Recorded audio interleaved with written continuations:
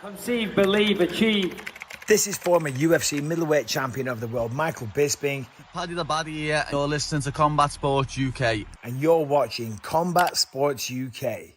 Rob Smith for Combat Sports UK. I'm going for round two, first interview, no audio. So I'm here with Cage Warriors fighter Josh Abraham. Josh, thanks for doing another interview, mate. I appreciate it. Don't worry, we've got all the time in the world for stuff like this. So we're here for a preview interview. You're fighting Tommy Hawthorne, Cage Warriors Newcastle, November 23rd. Big fight for you. Looking to get your first Cage Warriors win. Tell me what you know about your opponent.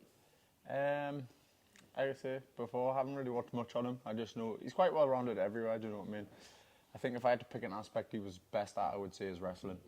But yeah, don't know. He might come out with something new. He might come out with something.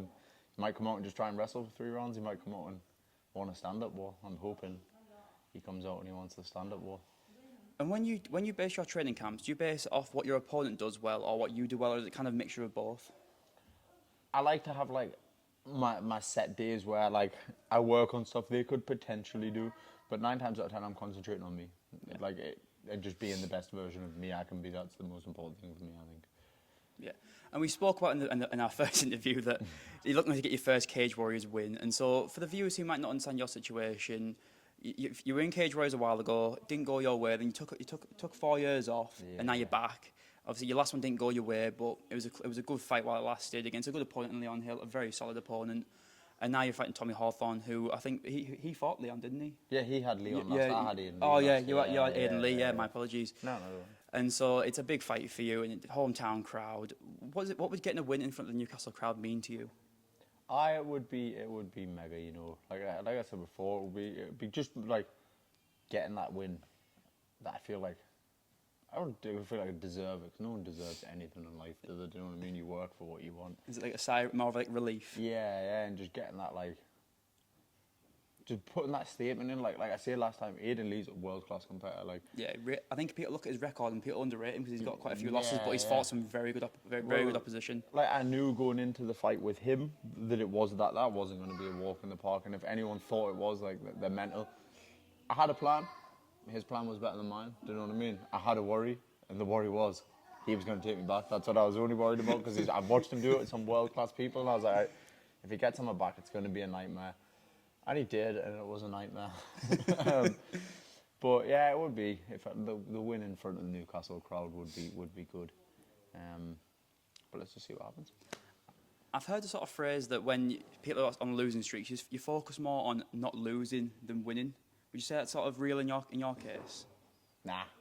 Just focus on fighting. Yeah. You know, like if you're competing at the best level in Europe, let's say, because Cage Warriors is, like, you're not going to get an easy fight, do you know what I mean? Like the domestic scene, you're probably going to get a couple of, well, you can just fight bums for the rest of your life if you want on a domestic scene, or you can put yourself out and challenge someone. So I'm not really bothered in that sense. Like, fighting's fighting. Like, you can win, you can lose, you can draw, or you can just fight and enjoy it. That's the way I see it. And we're here at your gym, Roker House in Sunderland. And one question I didn't ask the first time was, do you have like a set few people that you're your favourite people to train with who really push you the most, say in like sparring or just like in grappling? Yeah, I have set sparring partners that I tend to do every camp with. So there's Roscoe, he's also a pro fighter as well. Richie Benali, he's pro. Gaz Robinson, he's pro. I do a lot of rounds with Kennedy. She actually tries to like knock us out every time we spar, you know. She's just trying to savage. Yeah, she's just an animal.